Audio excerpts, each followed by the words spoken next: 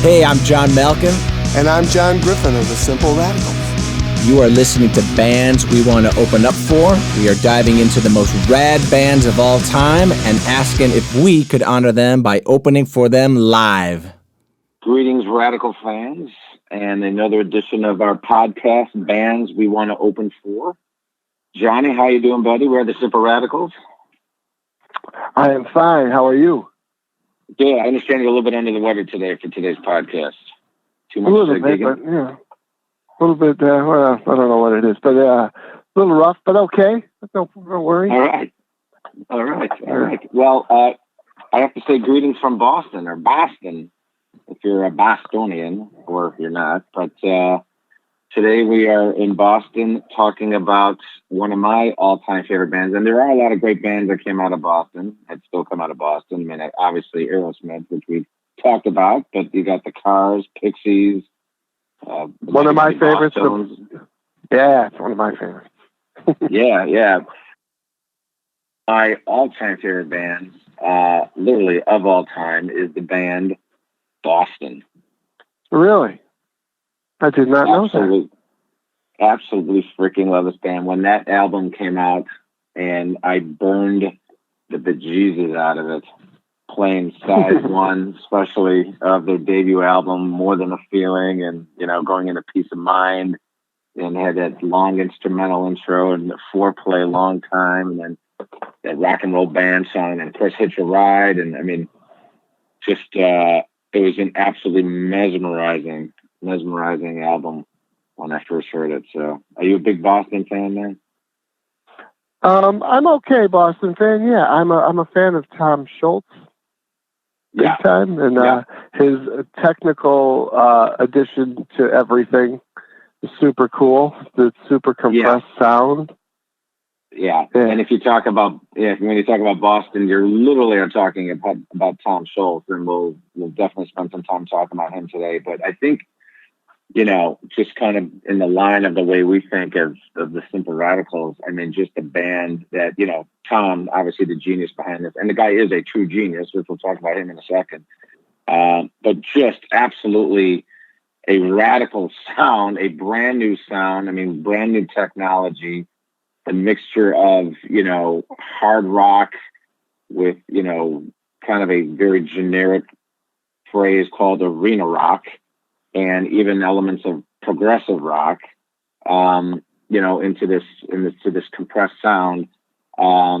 It's just the guy and he's just to be able to blend harmonies with the guitar work. They talk about how he harmonizes in thirds, and you get a mix in electric and acoustic. It's complex. It's multi-tracked. I mean, it's just, and the way he introduced his own technology. I mean, just absolute freaking radical playing, radical thinking, radical ingenuity, radical everything about it. Man. And he was he and Eddie Van Halen kind of brought that really, really high gain thing out. It was kind of a first. Yeah. The really high gain distortion, and I remember hearing that stuff. I was like, how do they do that? Yeah, it's amazing. A lot of the bands back then, it's kind of a derogatory term, but I mean, I guess you kind of get it. They're called like faceless bands, because these big arena rock bands, they were known as, people say, they're faceless bands, meaning that they're really more about the sound. And you can, if you go and see them at concerts or whatever, you can replace any of them, and they'd be like, oh yeah, that's okay, I can still hear it and all that. But this band, you couldn't replace Tom Scholz, because he was the genius behind the band and literally invented the sound and all that. And it's ironically, we'll talk about Tom in a second, but for a band that's still around today, I mean, they've been around for 40 some odd years right now. The only, they came out, I think, with like 6 albums, maybe 6 or albums, maybe 5. I guess like 6 albums. But the albums that you will always, designate as Boston albums, as their debut album, which you just talked about, the follow-up album that came out in 78, 2 years later, was Don't Look Back. And then the third album, called Third Stage, which came out literally 8 years after the second album, was Third Stage. Wow. After that, they had like Walk On, Corporate America, Life, Love, Hope. But it's really their first 3 albums that just really put that band on the map. Yeah, the first one was definitely. I mean, I don't know if they ever beat that one. Maybe the third one, but they're. That was all you heard for a long time. Yeah. Yeah. I think they sold I think it was the number 1 selling album of all time for a debut album. I want to say like 15 million copies. And I think they got busted by a Hootie and the Blowfish album or something like that. I don't know. But I mean, because we talk about the band, but it literally, when you think about it, it really was kind of a one-man band. Because I don't know if you knew this, but the debut album. So here's this guy, Tom Scholz, right? So, which is such a great story too. With another, just a lot of radicalism behind this guy.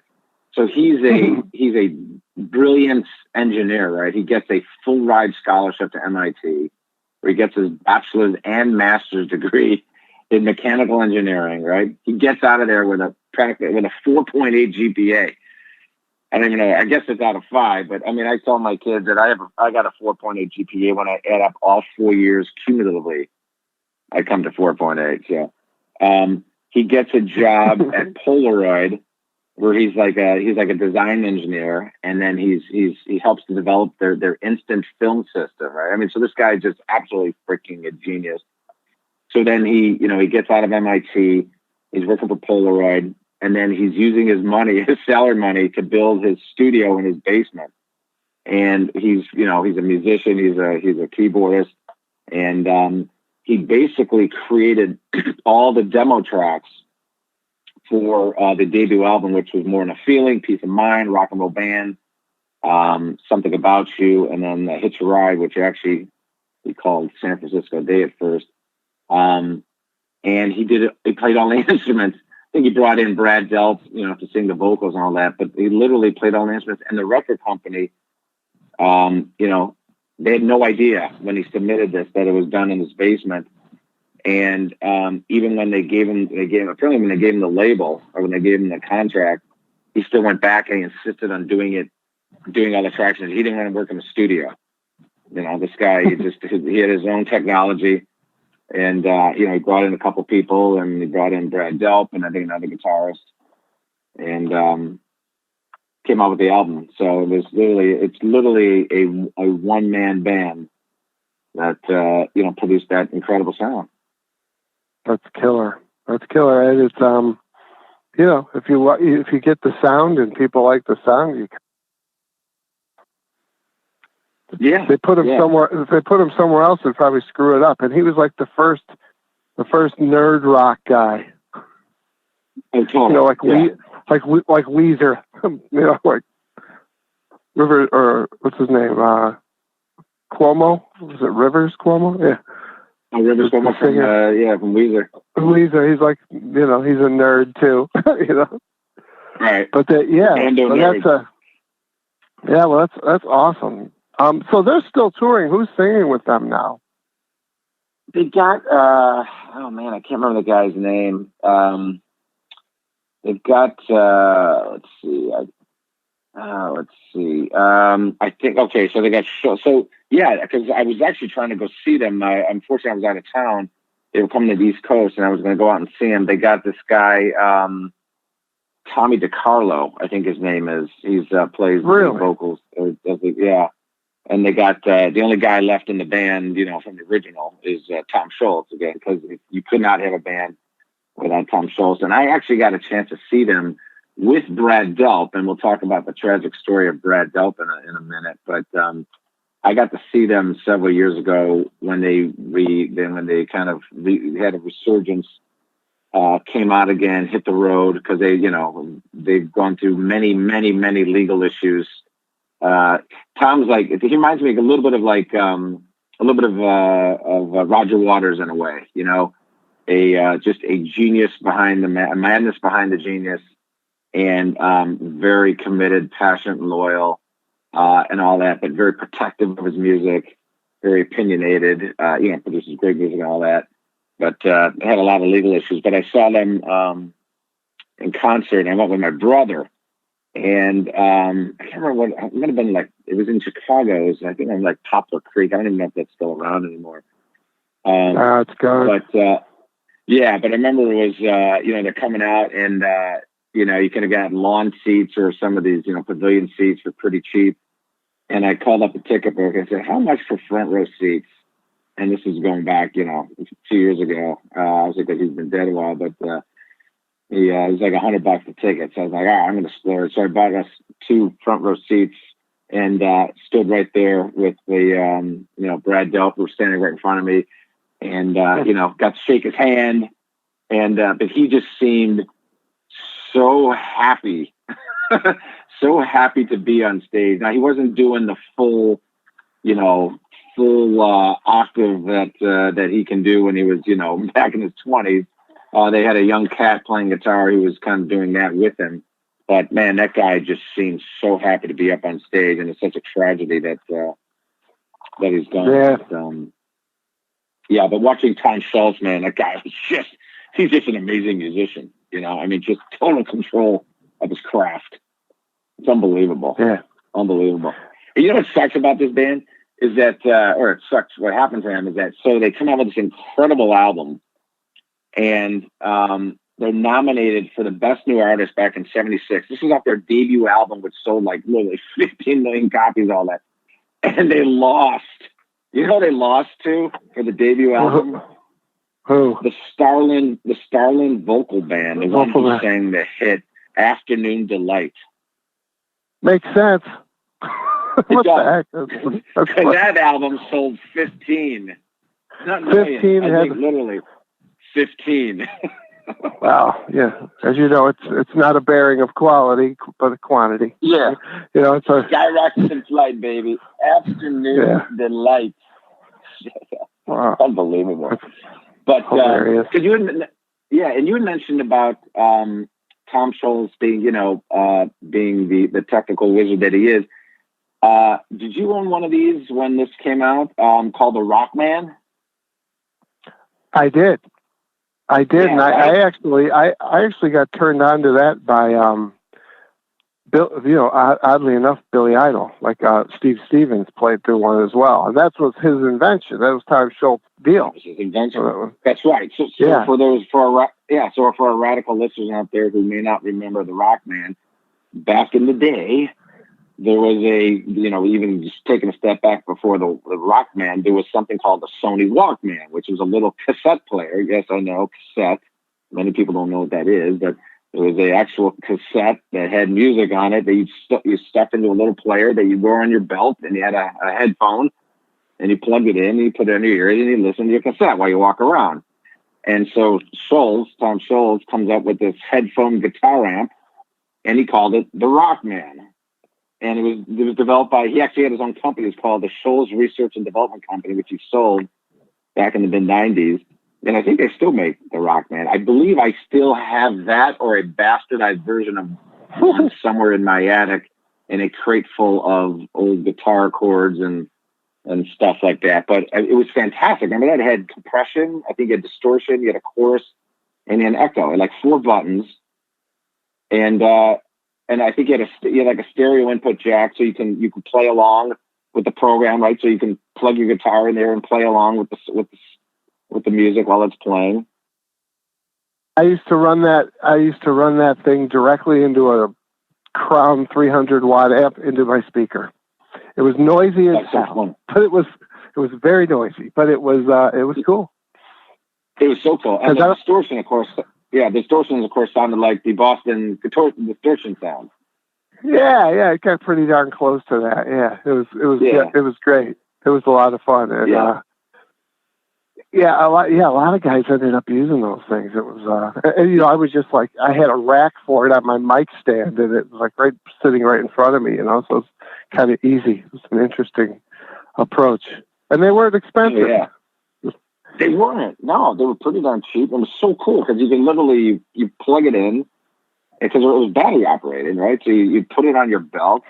You had the headphones on, so your parents aren't shitting all over you for playing out loud. And you have your guitar strapped, you plug your cord into your guitar and right into a jack, and you walk around the house playing guitar with the headphones and just blast your ears out.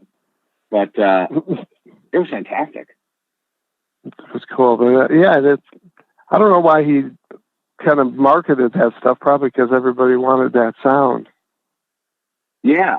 Because you mentioned Steve Stevens, and I actually looked this up because, like you said, this thing had such an incredible sound that people were literally putting it into their rack, either in the studio or on the stage when they're playing live. So you said Steve Stevens from Billy Idol is a freaking phenomenal guitarist. Here's some other guitarists that also use this thing. Alex Lifeson of Rush used it.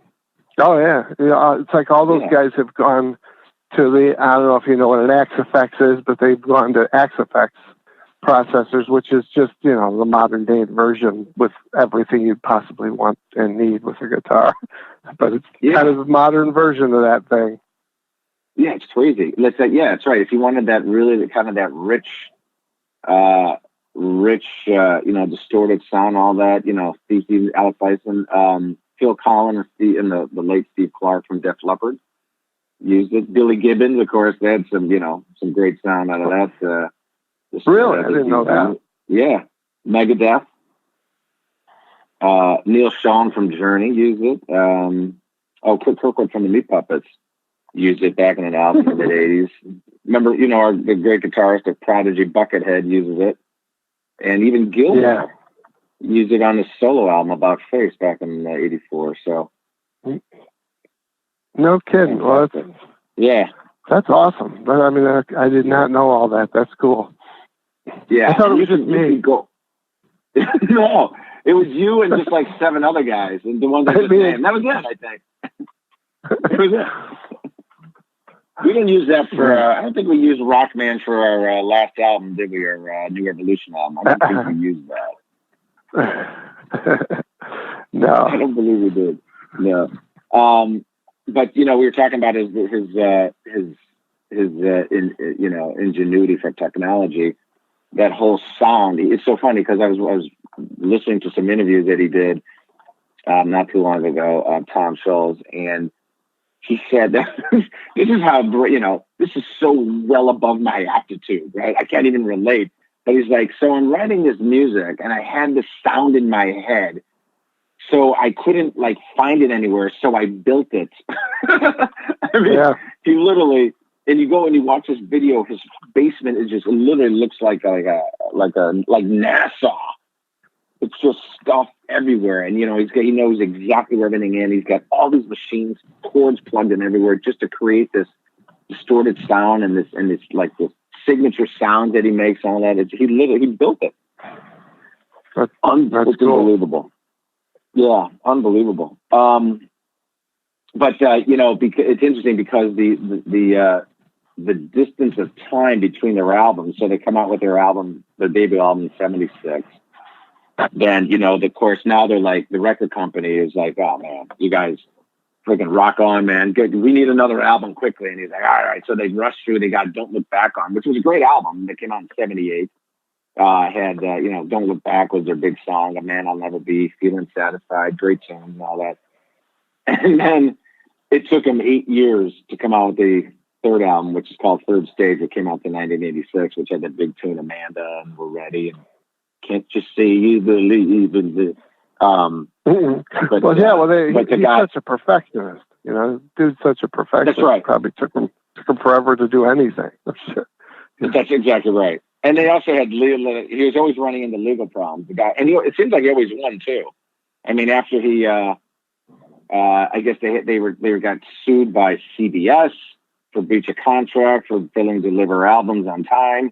But because you're taking 8 years between albums, which why it took so long to produce a lot of these, produce a lot of them, because they're always in all these legal troubles. And then they, I guess he left CBS. They won that lawsuit. They moved out to MCA. Then they also got sued by some band members and all that. So the guy was just always kind of walking around in the legal arena throughout his career. But I don't know. He prevails and does amazing work. So So he's touring, and he's the only original member. He's the only original member of Boston. Matter of fact, the only guy in the band Boston who's not from Boston. I think he's from Ohio originally. Really? But, yeah, all the other guys were from Boston. But yeah, so two of the guys, the original drummer, Sid Hashian, I think they would pronounce his name. He died on one of those rock cruises. On those Legends of Rock cruises just a couple years ago. He collapsed. I guess, you can buy a ticket and go on one of those cruises and hang out with the quote Legends of Rock. I guess he was on the cruise and just passed out and died. So, whoa, no kidding. Yeah. And then the tragic story, which he's known as, apparently he's called like the nicest guy in rock and roll, which is when I read about that, Brad Delp, who was just, who was, before he joined the band, he was working in his manufacturing heating coils for Mr. Coffee machines. So, that's usually what happens. That's the trajectory of rock singers. They start making filters for coffee companies, and then they become. That's normally the path that one. That's exactly right. That is normally the path that one takes to get into music. Yeah, if you're doing it right. Actually, that's right. And these days, I think you actually make more money manufacturing heating coils for Mr. Coffee than you do in music. That's a fact. That's a fact. So you radical fans out there, man, we love you, and we love the way you're streaming our music, and we're touring, and but making money in this business is. We should do a podcast just on that. We got to get we should talk to another indie band who's just trying to make it out there. I know plenty of them. I think we should do some original merch. I mean, one of my bands, we were going to do tote bags, like Public TV, but maybe coffee filters, Simple Radicals coffee filters. See if they could tie the joke in.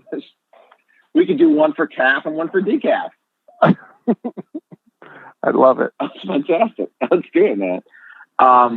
So we were talking about Brad Delp and about the tragic story behind Brad Delp. But he died, I guess, about 12 years ago. I think it was 2007. And again, I saw him in concert, and he looked like he was like a 10-year-old out there. He was smiling, and like he'd come and shake your hand. He'd just be like, "Oh, thank you for shaking my hand." I'm like, "Dude, you're Brad Delp, man. You're one of the most distinguished rock and roll voices ever. I'm the one who should be thanking you." But he was so humble. I mean, he just seems like such a really nice guy and all that. And I remember reading about his suicide, which is really tragic. I mean, he was, I guess he locked himself in his bathroom, and kind of a funky way to do it. He brought in like a couple of charcoal grills, Well, he did it. He did it. I remember that because he did it twice. He did it before, and he was unsuccessful. And the last time he was, I mean, not to sound morbid, but he was definitely making sure he didn't screw it up. Because he brought in two grills, I guess, instead of one. 2 grills, and I think he ran a line from his car in there. Yeah. I mean, he was making sure but he's a depressed dude.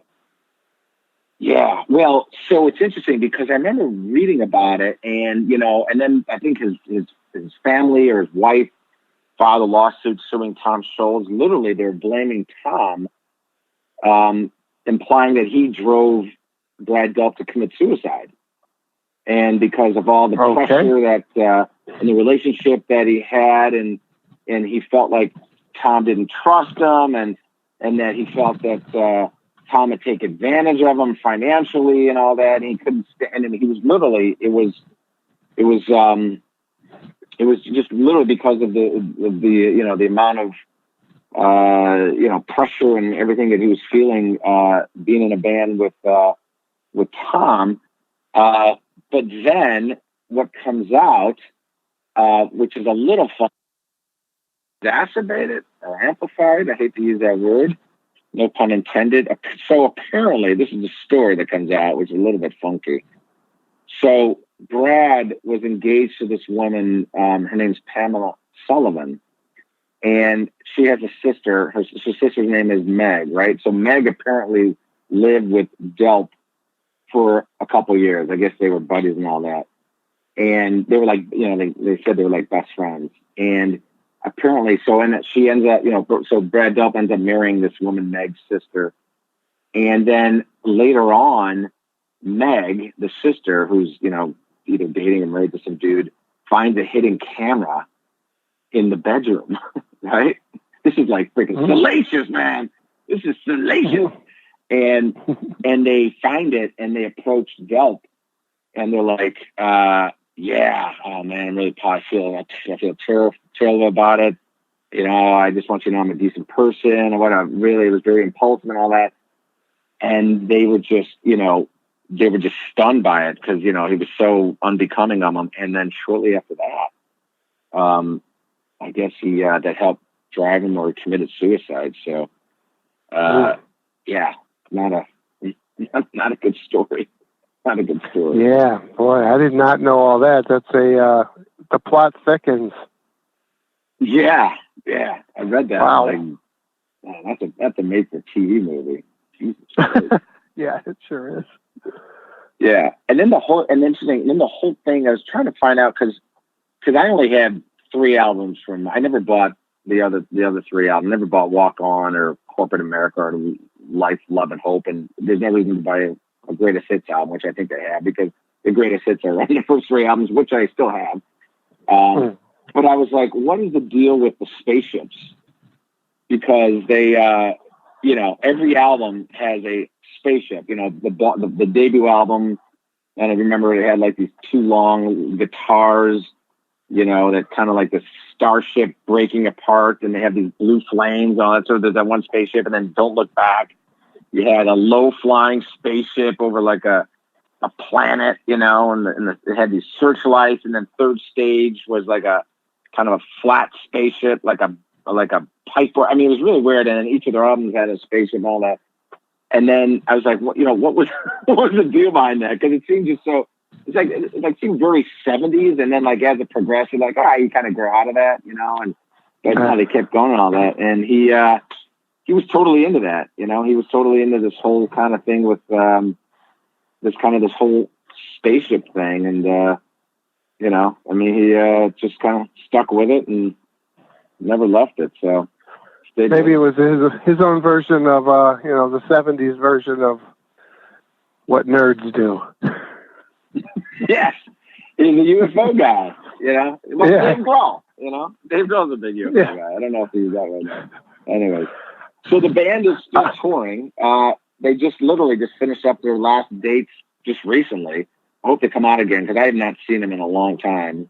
It's been such a long time. Okay, good.